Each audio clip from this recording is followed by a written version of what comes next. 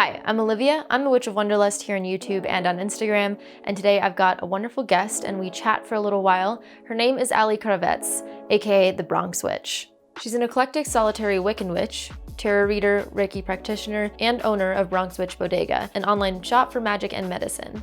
Allie has been on her spiritual journey since the age of 12, and she's new to the online and growing community of witches and has a growing Instagram page and YouTube channel where she posts tarot videos, info about working with herbs, and a glimpse into her life as a modern and urban witch.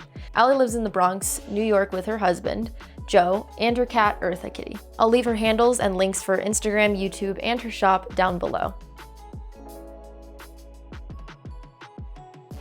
So get comfortable, grab yourself a drink, and hang out with us for a while. There we go. Okay, we are here, we are ready, I'm excited. We're here, we're queer, be okay with it. Yes, exactly, yes. So yes, again, thank you so much. It really does mean a lot when people, take the time out of their day to hang out and let me ask them questions and pick their brain a little bit. So yeah, I can't believe you asked me. I was like, wow, yeah, of course. Yeah, I like your YouTube channel. I've followed you for a little bit now. I actually only found you recently, maybe in the last 4 months or so. But I'm very new. yeah, so I was like, I don't know why I haven't heard of you before. I was just like, I don't understand. So when I found you, I was really excited. And then when you responded to me, I was like, yes. So, okay. So I ask everybody this question. When did you get started? What got you started in it? What's the whole The trajectory. Yeah, what's the give me a timeline and everything. Breakdown. Well, on April 2nd of 1990, I did a video on my YouTube that's linked there if anyone for any reason is interested in the full long story. But the short, more accessible version is just that I grew up in the Christian church. I think a lot of kids. My family's sort of like a typical Black Southern family, church on Sundays. We were in the choir, church activities after school and all of that. So my family's fairly religious. And at a young age, I just realized that while I liked church, strangely, I enjoyed church and singing and dancing and being with friends and community, and I enjoyed all of that. I felt like the things that I was being told and what people were doing publicly wasn't lining up with what they were doing privately. And I was like, okay, I know that I'm young, but I take issue with the fact that you portray yourself one way and you declare that these are the teachings that everyone must follow, but then you go home and you do the opposite. And I'm just not sure why that's okay with everybody. Mm-hmm. And I do believe in reincarnation, so I think this is probably from a past life type of something or whatever. But I just think at a young age, I must have just felt that there was something bigger than what people were telling me and what they were showing me. That there was more to life than these rules that I kept hearing being enforced but not followed, but they're so important that you could go to hell if you break them, but then the pastor of the church breaks them and everyone's okay, and I'm just so confused, what is going on? And I started to question those teachings and started to realize that maybe my own compass for what was right and wrong and how the world works was as valid as what was in the text of an ancient book or what someone said was how things worked. And that happened right around the same time that the show Charmed was created. Okay. And so this magical mix up of timing and circumstances was perfect, because I was always told that anything not Christian was evil and of the devil. And, I had all of these preconceived notions about spirituality, witchcraft, all of it. And then all of a sudden I see this completely different image of witches doing good things, being positive, being not 90 with crooked noses, being normal people. And the show did a good job of introducing people to the religion of Wicca. They did a bad job of confusing Wicca and witchcraft, and forever and ever we will probably be explaining the difference to people because of things like charms that would just throw the phrase Wicca around and not necessarily make sure that what they were talking about was actually Wiccan. So I had a lot of misinformation at first, but just even hearing the word and the concept allowed me to now go research this thing that I'd never even heard of in the world that I grew up in. And that led me on my own path of discovery, that brought me to Wicca at 12. Wow, you were young, like Yeah. really young. I mean, I say that and I was like, I started when I was 13. So like, Yeah. I feel like That's everybody young too. That's young too. I feel like just because of how ingrained like Judeo-Christian, Abrahamic like views are in our world, I feel that getting outside of that is something that usually doesn't happen to people until they're like, moving out of their homes, high school. So when someone tells me that like at 17 or something, they started questioning like what they'd been told, that doesn't surprise me. When someone's like, I was 13, I'm like, we're the weird ones. Yeah, I know. we're the reincarnated witches that were like, look, I'm not waiting until 18 to do this in me, and I know it and I can feel it in my bones. I can feel this. So okay, but like now I'm wondering, are your parents, I mean, I'm assuming I assume they know.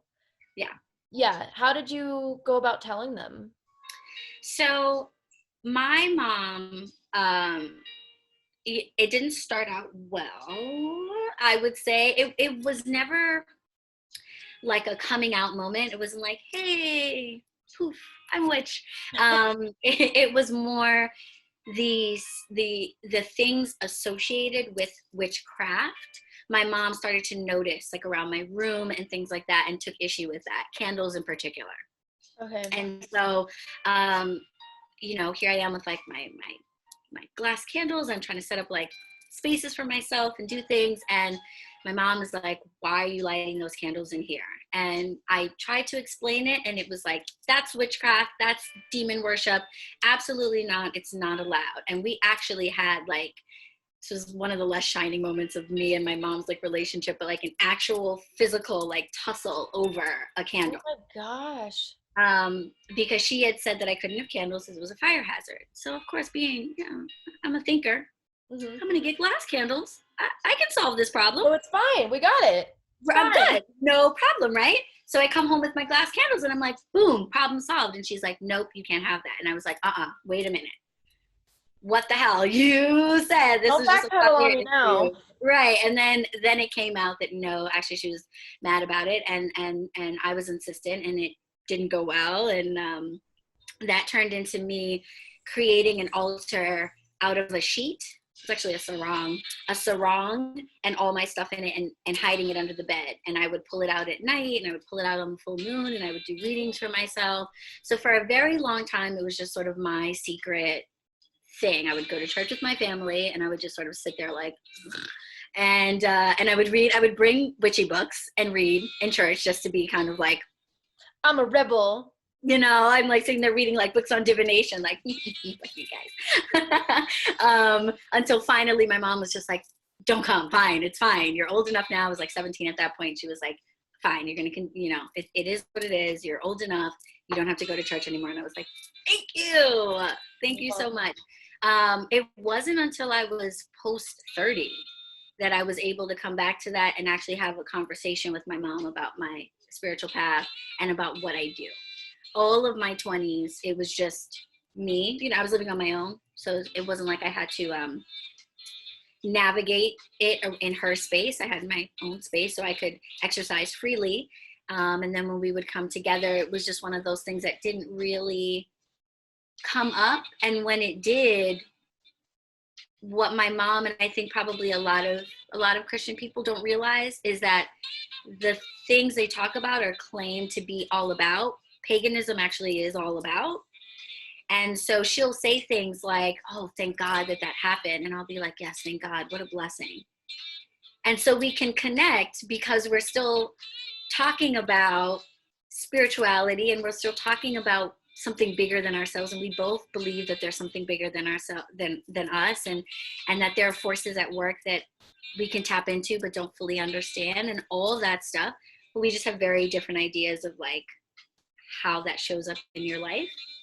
And we're old enough now that we both recognize that. She has no understanding of what I do, though. When I try to explain it, she's just like, okay. Yeah, She's like, okay. so you're talking to that plant? Okay, sure. And she's a farmer. She grew up in rural South Carolina, farming her entire life. She still has a farm. And when it was raining and her okra plants were dying, I was like, have you tried talking to them and like asking them what to do? Because like you have 80 years of experience growing things on this earth. If you can't figure it out, then maybe ask them.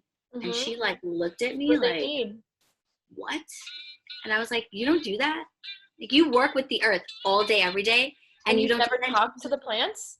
Like, no, I've never done that. And I was like, well, would you try it? And she was like, I would actually. So like we had a really cool moment where I was like, you do that? And she's like, I'm gonna try that tomorrow. Like I'm gonna talk to them and ask them. And I was like, okay. Oh, that's so cute. Yeah. And I didn't ask her if she did it because I didn't want to put any pressure. I was just like, I just thought it was cool that she didn't dismiss the idea as like hocus pocus. And she was just like, maybe that's I see you talking to your plants and stuff. I'm gonna try that. And it was a cool moment. But I think part of it had to do with like now I have a little business and I'm making a little bit of money. And she's like, oh, okay, so it's legit. Tell me more. Yeah. All right. Now that I'm seeing this, I'm seeing right. It's like, so you're not going to grow up to be a homeless hippie, right? Okay, tell me about this witchcraft. Right. Yeah. I know people have like such a preconceived idea, you know, especially when you're like, oh, I'm spiritual. Mm-hmm. You know, they have that preconceived like 70s hippie type of, which like by all means I love those kind of people. They're just, you know, they're so much fun to be around. But like that's not who I am, and that's not who a lot of practitioners that I know are. You know, they're just everyday regular people living their lives, working their jobs. And I think it's funny that a lot of people are like, oh, so you're like vibes, man, you know. And I'm like, I mean, kind of, not exactly. Yeah, I'm like, I'm a bartender, I live in the Bronx. It's not really that. Right, yeah, you're like vibes. Well, that, and also I'm going back to how you were saying your mom has worked with the earth for so long. That always surprises me when I talk to people when they say that they don't talk to plants, even if they're not witchy or like spiritual or anything like that. That really surprises me because, you know, I have friends who aren't witchy, and when I came to the surface of like I am witchy, and they have, you know, houseplants or something, and they're like, oh yeah, this is, you know, this is Steve, my plant, and like they'll name them, and they're like, I don't know, I just think that his name is Steve, and like, you know, they'll be really, and I'm like, there you go, you're already communicating with your plant, you already know it. And it's just like weird to me when I do meet those people that like don't talk to them. I'm like, they're living things. Like, are you not, you don't feel that need to like communicate at all? Yeah, you know, for me, the getting to that point actually took probably longer than one might imagine, because when I first started working with herbs, it was purely for magical purposes, aside from like cooking. It was purely for like magical purposes. And it wasn't until I started delving into the medicinal uses of herbs that I really started to talk to them like energies on their own. Because I think when I was just working with them magically, I was in this mindset of like they're a tool for this spell or for that energy or for that. And it wasn't until I started realizing that they are not just tools, they are more like living people in what you're doing, that I was like, oh, okay, now I get it. You know, when I was working with herbs magically, it was like, I'm here, I'm talking to the ethers and I'm telling it what I want it to do with this herb. Now it's like I go and I talk to the herb and I say, what can we do about this together? Can you help me? You know, so that took a while though. That probably didn't happen until maybe 7 years ago. Oh, okay. Yeah, I mean, I think like actually communicating in that intimate way is something that's a little harder to do. I mean, just like hop into of just like, ah, yes, I'm just going to like start telling my plants what I need from them and seeing what they need from me and whatever. But like, just like simply just being like, oh, hi, do you need water today? Like Mhm. that confuses me when people don't do that. Like, Right, because it's like, don't you talk to like your cat and stuff? Like, I know she doesn't yeah, necessarily know exactly. what the hell I'm saying, but it's weird to have a sentient being in my space and not be like, what's up? Exactly. Yeah, I'm just kind of like that kind of makes me not trust you if you like have a plant and you're not like, "Oh, look, he's got a new leaf." Like, some like if you don't That's a meme. I don't trust you if you don't that's talk to your I plant. don't like I won't trust you if you don't speak to your plants in any form of way, or like if you don't even have like some sort of relationship with them, like if you treat them like they're like a salt shaker on your kitchen table, that I don't trust you. Right. Like it's more of like, oh, he's got a new leaf, or oh, that like she needs some water. She's kind of sad right now. Like I don't know. That if you don't do that, I don't trust you. Yeah. For No, it's everybody out weird. I there. walk in my kitchen and I have a scallion plant who my husband named Brian Scallion-Brini because there's a basketball player named Brian Scalabrine. So they're Brian Scallion-Brinis, and every morning I wake up and they're like, they're shooting out of the plant, and then they have this funny name. Like, how do I not walk in the kitchen and say, "What's up, Brian Scallion-Brinis"? Yes, that's amazing. Oh my gosh. And okay, so I traveled with two of my plants in my car from California to Colorado, Mm-hmm. and I had two of them in my bathroom for about 2 years that they sat next to each other on the top of like the toilet seat, or not but like the thingy. The weird thing, yeah. And yeah, and I originally was only going to take one of them, and I was like, you know what?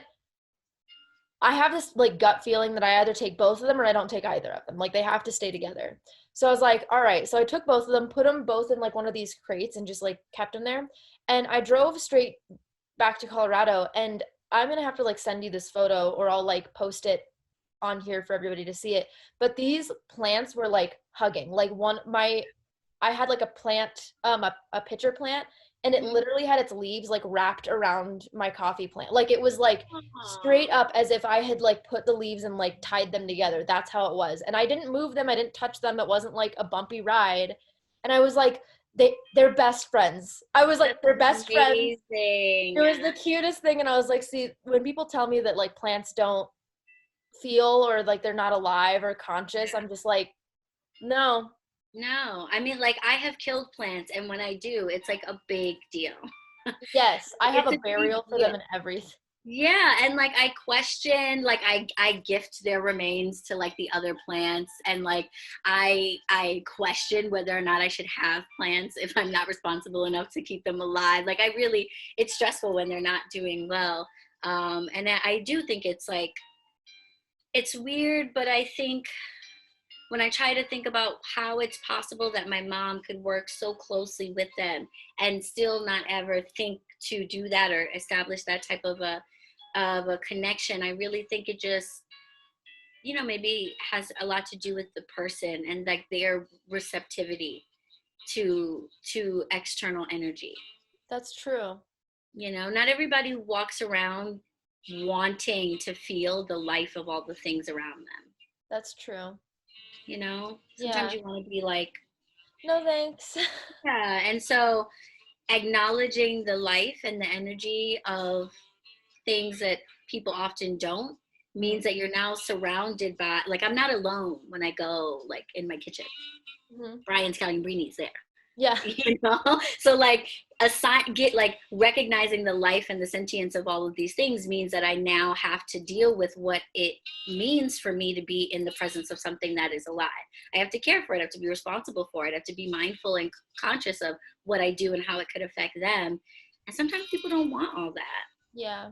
That's true. I It's just want almost like to that responsibility of like, oh, well, now I have a responsibility to kind of like treat them with more respect when I previously haven't or something. Like it's kind of like, oh, well, I don't want that like burden on my mind of yeah.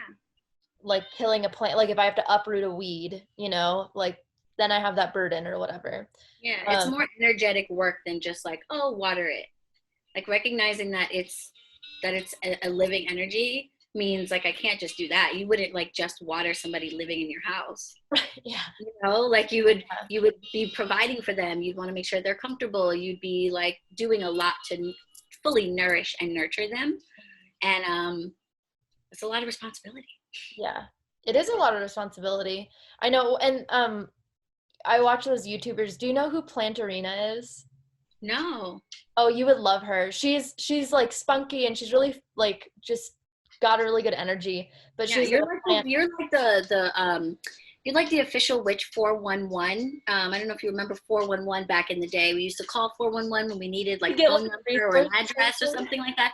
You're like the 411 because anytime I watch a video of yours, I walk away with 3 more YouTubers or like 4 more people's Instagrams that I like have to follow. Oh, good. That's what I want though. Like, you know, I can't, I actually, the reason I do that is because I am terrified of people using me as a primary source. Yeah, Because that like yeah, scares me. You know, I'm like, bruh, I'm 24. I have no idea what I'm doing. I'm just figuring it out. So most of the time I'm just like, these are where I get my resources and like see where they get their resources. It's like a whole but thank you. That's a very nice compliment. Yeah, Plantarina, she's more of like just a plant YouTuber, but she has these like wonderful giant like, oh my god, they're huge plants and she has so many and you can just tell that like she just loves them and she, you know, you can tell she does have a relationship even though she's not witchy, or at least to my knowledge. She like loves them so much and she's just like, oh, you know, we take care of them and we know this is how to know and like what to do, and it's really wholesome. I will usually put her videos on just to have them on sometimes. Yeah. And that's something that like urban witches, because I do try to keep in mind, well, I have no choice because I live in an urban environment, so my reality is the reality of an urban witch. I like tuning into things like that because it is hard for us to get access to nature, to Mother Earth, to living things. And so seeing other people, you know, live their realities and expose you is one of the, like there are so many plants that I have never actually seen in real life, but that I know a considerable amount about because of people like that who are out there like giving that information, and it's really useful. Yeah, her and what's the name? Summer Rain Oaks. I don't know her. You know who I've been following on Instagram is Garden Marcus. Oh my gosh, I love him. I love him. What a genuine plant lover, right? Like his videos, he is like, I'm like, this camera doesn't even need to be here right now. No. Like he would not care whatsoever that they're filming. It's just like for our own edification that he allows it. But you just know that without the camera, he would be doing exactly what he's doing on camera in that moment. Like, yes. And it's very genuine and it's beautiful. I think I found him through you, actually. I think you posted something. Probably. I'm always posting his And stuff. I was like, I don't know who this man is, but he's just like a ray of sunshine. Yes. He's amazing. Hold on, let me write all of this down because I'm going to have to put this all in the description because people are going to ask. So. Oh, that's right. That's right. Plantarina, Summer Rain Oaks, and then Garden Marcus. Yeah. And you put me on to, is it Green Witch? Annie, the Green Witch, yeah. Beautiful stuff. Oh, she is an amazing artist. Like beautiful. I was watching her video because I'm enrolled in the Gaia School for Earth Education, and so I was watching her video on making your Medica pages, your botanical pages, and like how she structures her botanical pages and stuff. And I was like, I love that girl. one. Girl's got it going on. Like she puts so much work into those too. Like so much work into her videos and her pages, and like all of them are just like wow. The cinematography is so good. That's what I'm trying to get out. I'm always like cinematic, you know what I mean. Movie like. Yeah. It pretty, watch nice. Yes. Yeah. So you're an herbalist. Yeah. I think I like to say, it's funny. I'm having, as an herbalist, I'm having that moment you have when you're a beginner witch and you call yourself a baby witch. and then you get to the point where you're like, I'm not going to do that anymore. So I keep telling people I'm a student herbalist, and I'm like, you can just say that you are an herbalist. So yeah, I would say that I'm an herbalist. It was important for me to get some type of formal education, because I offer the things that I make on my Etsy shop, BronxWitchBodega. And so, like, my worst nightmare would be someone like calling me and being like, I had one of your teas and my face is swollen, or like, something like that. It's like, my friends and family love the things that I make, and they always have great responses. But if I'm going to be making things available to a wider audience, then I do think that it's important that I have some solid knowledge of these plants, and that I only work with plants that I feel comfortable with, both from like a energetic, I'm working with this plant perspective, but also from my professor told me that the contraindications of this plant mean you can use it, so like I want to have both going on, just to make sure that the things that I offer people are, safe for them. Yeah, of course. And stuff like that. So yeah, I'm an herbalist. But also your products are just pretty. Like that's the hard part. They're so pretty. Like, and then, I mean, they're just pretty. I don't know how else to, like, I want all of them. And then, I mean, I'm a tea person. I know. I got to send you a care package. I'm not going to say no to that. I will happily accept that. Yeah. What's your favorite tea? Either one that you like, just general, or one that you make? That I make? Yeah. Or in general? Both. Okay, so when it comes to tea in general, if I'm buying like box out the supermarket, my only requirement is pyramid bag. That's my only requirement. I don't like the regular white paper bags where I can't really see what's going on inside. I like the brands that do the transparent pyramid bag. I do like that. Because I make so much tea, and as you can see, I don't buy a lot of tea anymore, because it's a lot easier to just be like, put a pinch of something in my cup. In terms of my favorite tea that I make, it has to be my first tea, my first baby, which used to be called Tea of Venus, but is now called Pardon My Swag, PMS. Okay. Oh. Yeah, it got an upgrade. I'm going with like cooler names for my teas. Before I was just calling things like, period tea. And I was like, can we be more creative than that? So Pardon My Swag is made with 5 different herbs that relate either to Venus or the moon. And I like energetically, and then medicinally are nervines, or are uterine detoxifiers, and are good for that. I made that tea for myself because around my moon time, I have like mood swings, and I wanted to like address that, but I didn't want to do like drugs or like a pill or anything like that. So I just, in a moon ritual, like made this tea ceremonially, drank it during the ceremony, and was like, that kind of like eased up my cramps and like made me feel a little bit better. I'm gonna keep making this tea. And that became my tea. And then when I started BronxWitchBodega, that was the first tea that I offered. So I'm curious. Okay, I have 2 questions. There's 2 books, because something you mentioned of like, because I don't actually work with like the planets or astrology a ton. It's mostly just kind of figuring out like what days correspond with what energies I'm working with. But otherwise, like, I don't usually work with the, I want to work with planets more. But something you said reminded me of this book. I'm looking at it right now, if I can read it. I'm kind of blind. Hold on. It's the Herbal Alchemist Handbook. I have seen it. I don't have it. That one is like exactly what you were talking about, of using, what is it? Like using the herbs and the corresponding planets and the energies.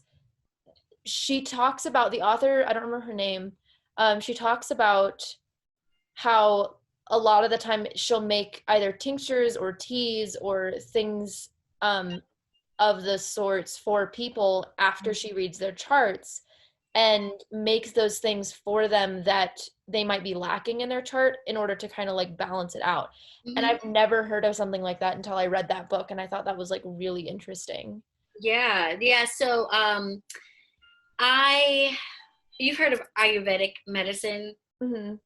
So that's the science component to yoga essentially, um, and so the idea that a plant can impact you both energetically and medicinally kind of comes from that like school of thought, and that made a lot of sense for me. It's actually why the tagline of my shop is magic and medicine, because when I first started working with herbs, it was for magical purposes.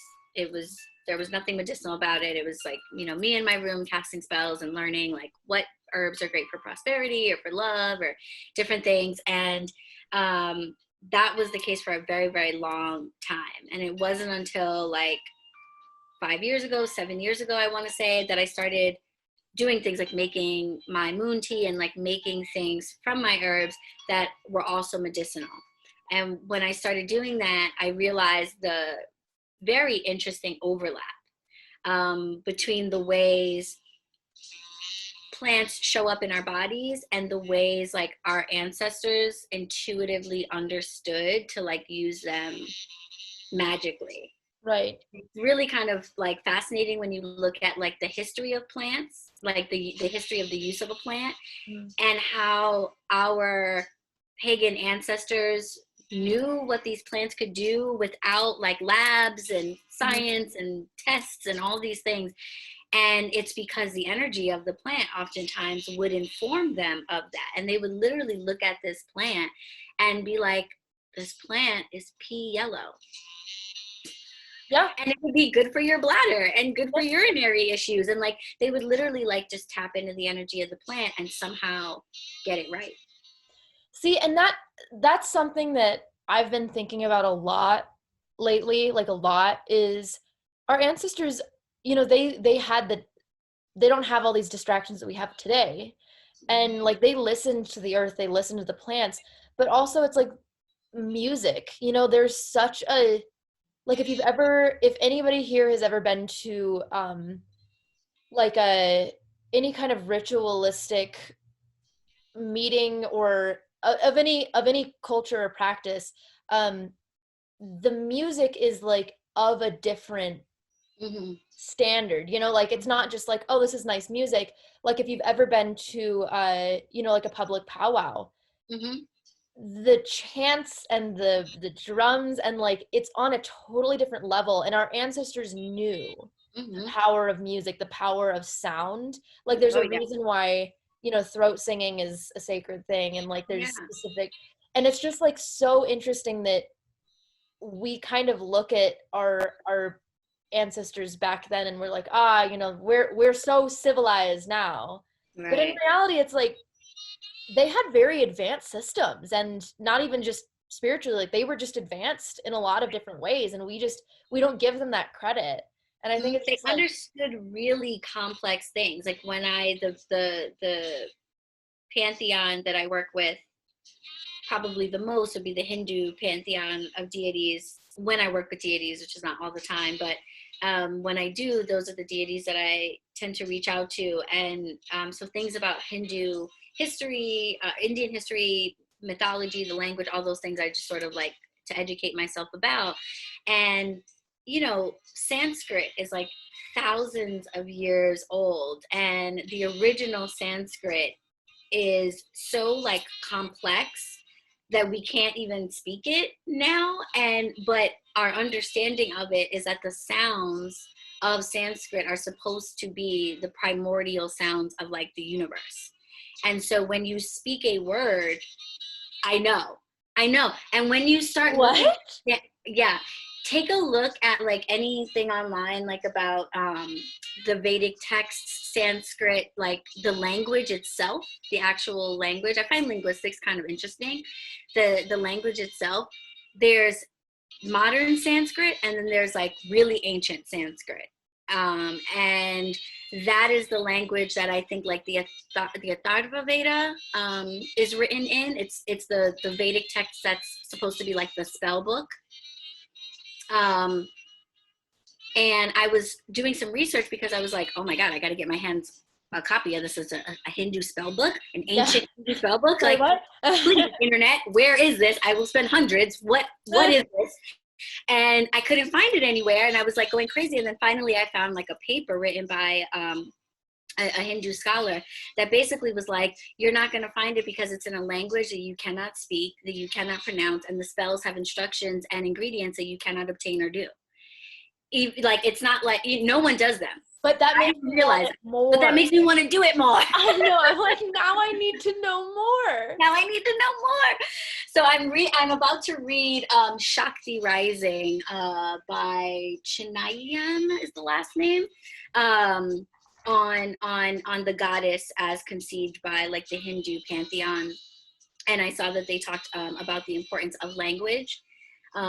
When it comes to like Hindu mantras and chants and things like that, like one vowel wrong and you have to start over in a lot of like really devout like things, because sound is so important. Each sound that you make is a vibration. It's a frequency. So the sound itself is an intention.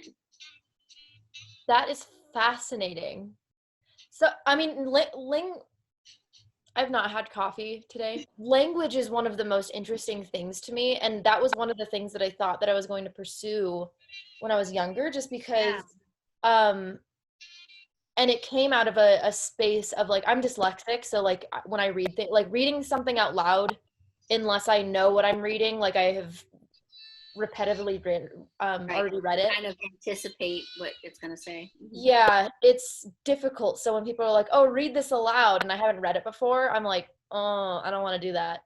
And I stutter, I'll say words differently or like wrong because I'll try to put two words together and like, it doesn't work.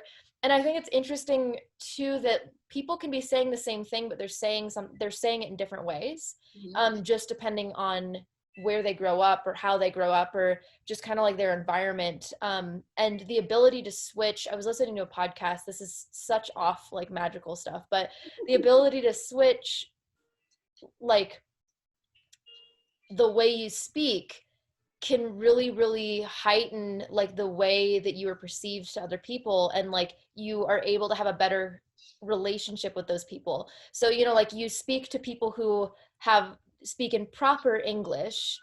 With proper English, you have a better system of communicating just because they can understand you on their level. Right. Whereas, if it's much more of a casual situation and you're still speaking proper English, people will actually look down on you, as opposed to if you were able to switch those things. And same thing with like how people pronounce things like bag and then bag, like just where you come from, it's just different. And I don't know, it's a really interesting thing. And like how words even get into the dictionary is like fascinating. Really interesting. I'll leave that podcast linked down below. But for me, thank you. Yeah, absolutely. Oh, I'll send it to you too. Yeah, it's really, really, really fascinating. But anyway, back onto the actual conversation. I'm curious if you've ever had like a spell that you've cast, or a ritual or something that you've sent out that intention and have had an outcome that is either totally not what you asked for, but exactly what you asked for, or something that was like so dramatically manifested. Those are great questions. I told you I'm bad at taking notes on my own spell work. She's like, I've gotten better at that. All you young witches, take notes. Take notes on your spell work. I tell you all the time, take notes. Yes, you do. You do say that. Yes, take notes. I'm telling you, when you are sitting here at 34 and someone like Olivia asks you this question, you will want to remember. I can tell you, let's see, the first thing that came to my mind about like dramatic was being able to actually bring a physical person to me. And there was a person, a gentleman person, that I was interested in, and I knew the neighborhood that he was in, but I worked not like near too near, like in the neighborhood, but not where I would expect to like just see him walking down the street or like come into my bar or something like that.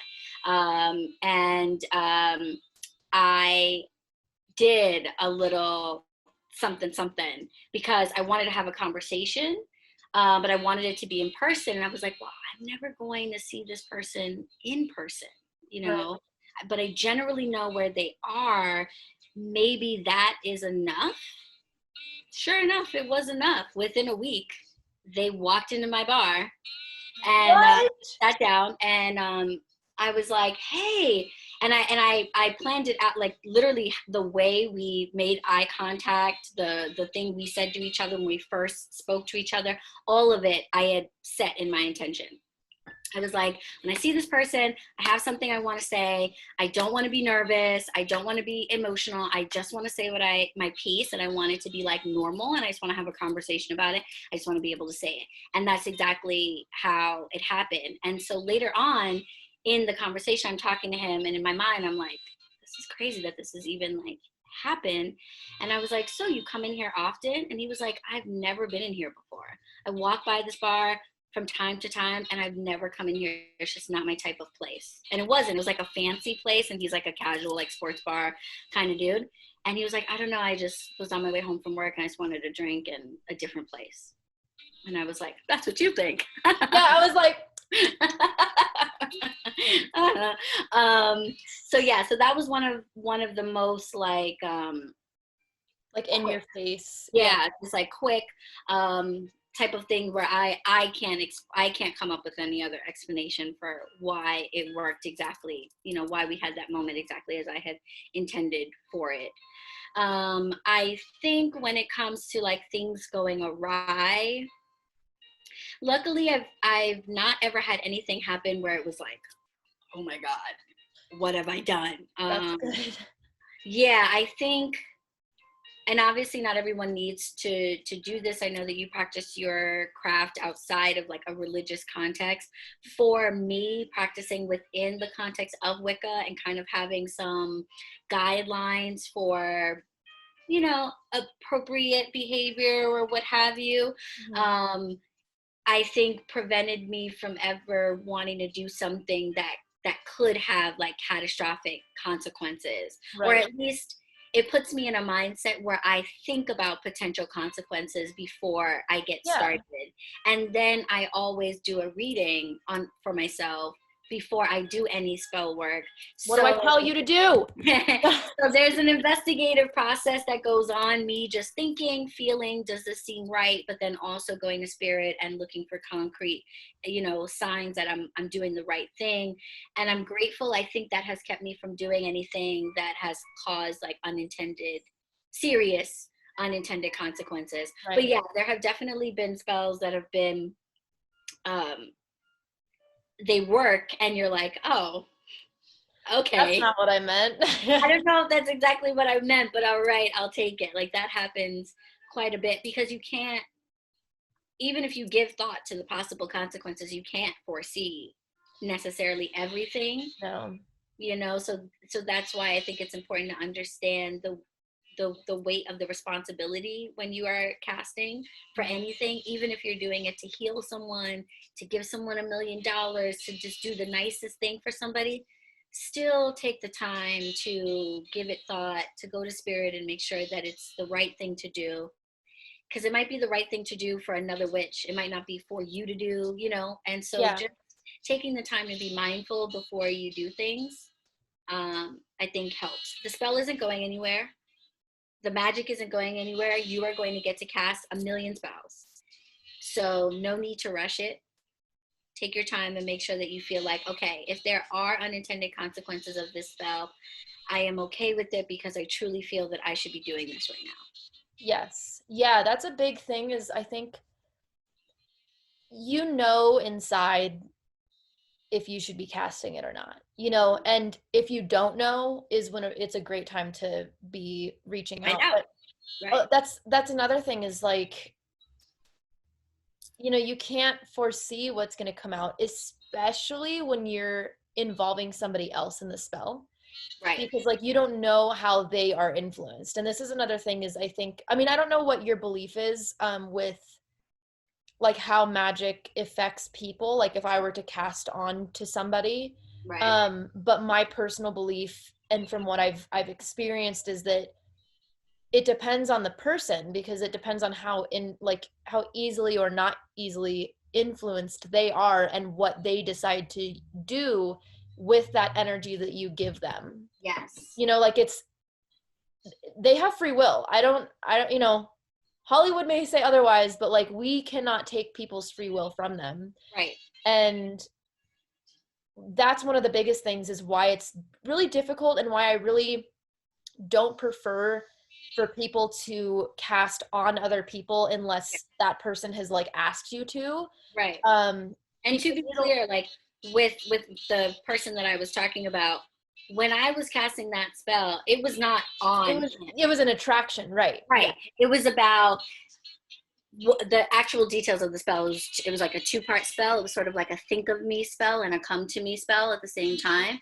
And so particularly with the think of me part, I was aware of the fact that I cannot control what happens when he's got random thoughts of me popping up in his head. Exactly. So I can do this spell and he's going to be thinking of me, but he might find that really irritating and get really annoyed. And the next time he sees me, he's like, oh my God, she won't go away. Exactly. So I'm recognizing that I can't control that part of it. And so I'm accepting the responsibility of what will occur as a result of me putting these thoughts or putting this energy out there, knowing that I cannot control whatsoever what he then does with that information or with that feeling. So that's important to keep in mind with magic. As a Wiccan, I don't, and Wiccans are different, but generally speaking, we subscribe to "and ye harm none" or the threefold law or karmic consequences, some type of philosophy that says that what you do will have a consequence, good, bad, whatever, but just where energy goes, it then comes back. It's like a pendulum. So you want to keep that in mind. So I think all Wiccans are mindful of that, even though we don't necessarily agree about like what spells should be done or what have you. But we, generally speaking, I think approach spell work understanding that there is going to be some consequence for what I do with this energy. And I need to be prepared for that and make sure I know what to do with it when it comes back. You know, so yeah, just to be clear about that, like I didn't make him come to me. That's not what happened. Oh no, yeah, I figured, because you were saying like, oh, I knew where I figured you were probably like sending that out there, kind of like, hey, you should make your way towards me. I'm just gonna waft through your neighborhood energetically, and if you pick up on this, I'm over here. Yeah, this is like in some of my older videos, but my good friend Dylan would say pervert the situation and not the person. Right? So it's you try to work the situation and not on the person, because like exactly like you said, you cannot control with what they do. You can give somebody, it's the same thing of like, you can give somebody a tool, there you go, like, but what they do with it is totally on them. You can't control that. And if you can, right, because it's not necessarily like proven, maybe you can. If you can, should you? And why would you? Exactly. And would you want somebody to do that to you? I'm actually planning on making a video soon, because I do feel like baneful magic is an important topic, and it's a topic that like there can't be too many voices on, because I think for as many different, each person has their own perspective and they're all valid. So we should all be talking about what type of spell work we do and why and all of that stuff, so people getting into it understand where people are coming from. And I think there's a misconception that Wiccans are like never do any baneful magic, and they're just like love and light, and like people can just abuse us and do terrible things, and we never hex and we never curse and we never banish and all of that stuff. And it's not true. We just apply a different maybe a different set of mindfulness, like questions, I guess, to the situation when we approach it. Mm-hmm. And there's a book called Jambalaya by Louisa Tish. I think I've heard of that book. You probably have. It's really popular. The last name is Teish. Teish. Yes. Louisa is her first name. Just an amazing source of information, an elder in the community. I believe she is a Yoruba priestess, but she's like in her 60s or 70s. I mean, she's like a wealth of knowledge and information and just so great. So I recommend Jambalaya for anybody, even if you're not into the African traditional religions. I would still read this book because she talks about how, you know, she came to her path. And I think we can all relate to like the story of growing up in a strict household that was Christian and then figuring other stuff out. So it's a great book either way. But in the end of the book, she really changed the game for me in terms of knowing when it's okay to do baneful magic. Right. And basically her philosophy was, if you were doing the thing that that person is doing, would you be okay with your spell as your justice? Yeah. I mean, it's kind of like the thing that we all learn in kindergarten of just the golden rule of like, treat others how you want to be treated, you know? And like, I've definitely had people cast on me before that I'm just like, why would you do that? You know, Right. like, I know what you're doing. I'm aware. Why would you do that?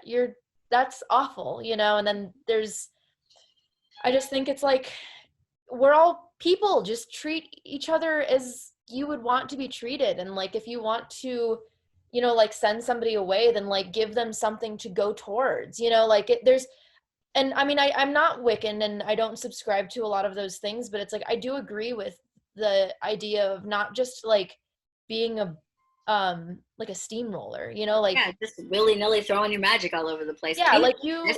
just because we're practitioners doesn't mean that we're all powerful or anything. Like, everybody can be a practitioner. Everybody has this ability. Mm-hmm. It's just a matter of, again, how you use it. And it's like, be mindful of these people. And even if they're not the best people to be around, it's like most likely they're dealing with a lot of pain. So it's kind of like, maybe if that's something that you kind of have to deal with, if they have to be in your life, like open the roads for them for help of like Right. therapy and allow them to And like, I love that you said that, because that's what Louisa Tish said. She was like, and like, I don't know if you can hear the occasional drilling outside. There's a guy like in the space next door that's always working on something. It's terrible. It's annoying. It's loud. I hate him. He's terrible. I've tried to talk to him. Neighbors have tried to talk to him. He just makes all this noise all day long. Super inconsiderate. And I was contemplating banishing him basically because it interrupts my videos. It interferes with my livelihood. And I felt like I would be doing something good for the neighborhood because, I mean, he's actually been handcuffed by police from getting into physical fights with people who have come down there to be like, shut up. Like, he's really a pariah in the neighborhood. And I was like, I think that's justification that I would be helping everybody else out. Mhm. And in reading her one of the last chapters in the book, she was talking about when somebody's doing something that is painful or that's wrong or that whatever is a problem for you, consider blessing them and sending blessings their way. And ask yourself whether or not the baneful thing that you were going to do to them was really what you would want in that situation. And so I put myself in this guy's shoes and I was like, I hate this guy, but this is his job. If I had to do that for a living, I wouldn't want anybody, you know, because the things I'm contemplating in my mind, I'm like, baneful magic. I don't want you to be able to do that anymore. Okay, so I don't want your arms to break, but maybe that's what's got to happen. Okay, yeah. And I'm like, but that's not okay. If I were trying to make a living, and even if I were being inconsiderate with it, I would not be okay with some terrible accident or something bad like that happened to me. I'm trying to like feed my family. Yeah. And I realized in reading her advice that I was like, why don't I make a spell to get this guy a better job? Like, yeah. I don't think he wants to be slaving away on manual labor all day long in a hot parking lot through the winter time or through the summertime, through the rain. He's out there no matter what, because he probably has to be. to make money. And so that was very powerful to me, reading that chapter. And I realized that. So now I'm literally in the process of like crafting this man's level up. Oh, Because I can't take this noise anymore and he's got to get a better job. right. And I mean, like, see, and it's those situations that a lot of the time, you know, we are kind of like, oh, what's the easiest? Just like get him out. Right. I don't care where he goes, you know. I mean, this is not me saying like in like serious situations of like abuse or, you know, things of that sort. Like that's a different story. Whereas Right. I'm talking about, you know, like people who are like your neighbor, or I mean, I've had a problematic neighbor. He was wildly homophobic and racist and like would just stand outside and smoke cigars and like talk mad shit about the homeless people. And like in reality, you know, like, and I got to know him, like he was very nice to me, which was nice, but I got to know him and, you know, I realized that his daughter would never visit him. He was very alone. Like it was, you know, it was just like, that was his perception on the world. So instead of, I mean, I did bind him from, because I mean, it was LA, you know, I had a lot of I mean, if you have to protect yourself, you friends have and to protect yourself. yeah, so I did bind him from just like being outside or being around my friends when I was bringing them in, just because I didn't want them to deal with any of the things that he might have said or did. But I did try to be like, oh, well, what's your daughter's name? Oh, is her birthday coming up? You know, like kind of like Yeah. maybe. And then so I started seeing her come around like once or twice a month, and his attitude changed a lot. You know, and it's like I could have banished him, but he might Right. have gone somewhere else, done something terrible, been Right. more bitter, you know, and it's like, and in reality, he just wanted to see his daughter a Mhm. lot. That's That's it. what I was thinking about with the guy downstairs. And I don't know if it was sort of premonition-y or whatever. I'm not sure. But when I was thinking about when my original plan was to banish him, I was like, okay, well, I'm going to get him out of my space. And the first thing that I thought of was, well, what if he like loses his job and then he goes home and like beats his wife, you know, because of what happened, you know? So I was thinking to myself that like there are people in his house who are innocent in this, who would be negatively impacted by him losing his job or having a problem at work or getting injured or any of the things that might result from me sending this energy his way. And so that stopped me. And then I did a reading, and then they stopped me. And then I months later read Louisa Tish's book and was like, now I have a better solution. Yeah. I was just kind of stuck, you know. Yeah. I dressed my candle, made a poppet. I was ready. Oh yeah, you were like, let's I was get like, it. you are out of here, buddy. I am ready. But then got my messages that no. And it took a little while for me to figure out why no and what the alternative was. And then finally it came to me and I was like, I see. So we need to find blessings for this person. Yeah. Yeah. Yeah, and like that is a huge piece of that, of like, you know, I have a lot of younger people who are on my, or like follow my channel and stuff, and um unfortunately I hear a lot of terrible stories of like, oh, my mom or my dad or whoever I'm living with, my sister, are terrible and I want to hex them to like give them a lesson. And it's like, I understand that. I get that, of like that feeling Yeah. of like you need to feel the pain that you inflict. But then it's kind of like, but you know that you're still in vicinity with this person, you're still living in the same house, and like whether that person deserves this or not, situations are case by case. Again, that person is going to take that pain that you're sending them and do what with whatever they want with that. So if Right. they're already in pain about something and they're not dealing with it and you just give them more, that's not going to help the situation, you know. And like that's the tough things of like, I get why you would want to do that and that makes so much sense, but it's just in reality it just might make the situation so much more worse, so much Right. worse. And I don't even, and witchcraft is very much about power and is empowering. So I can totally understand that if you are in a place where you feel like you don't have power, you can't exercise it, that witchcraft will give you that power back, and allow you to take it from others who may be squashing it or taking it. But the with power comes great responsibility, or what that saying. Spider-Man. Yeah, so it's like that's fine. you want to take your power and you want to be strong, but that now puts you kind of in the position of your oppressor. You know, like you now are in the position to then squash the next little guy.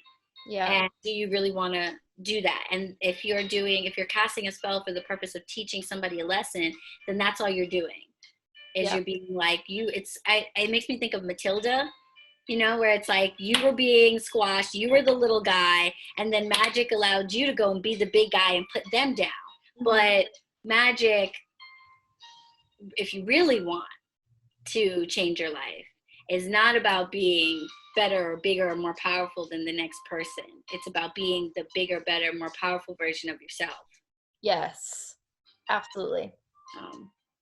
That's a good like note to end on, I think, for the main audience here. And we actually did like almost an hour. That was a wonderful conversation. Yeah. So yeah, this is going to be the end of the main interview. Again, thank you so much for coming on and sharing your experience and your wisdom with everybody here on this channel.